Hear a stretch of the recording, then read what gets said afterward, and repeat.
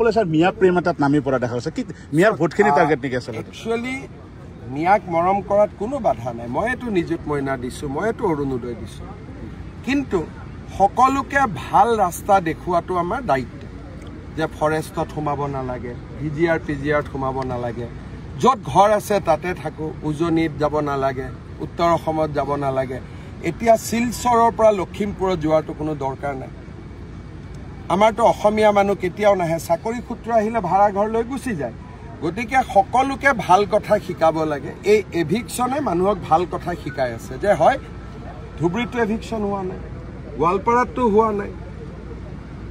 ফৰেষ্টতহে হৈছে ৰেভিনিউটো কতো হোৱা নাই চৰতটো এভিকশন হোৱা নাই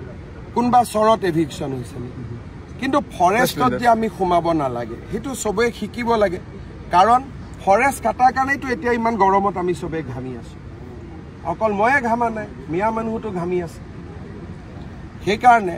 আজি দীঘিলি পুখুৰীত এডাল গছ কাটিলে মানুহে হুলস্থুল লগায়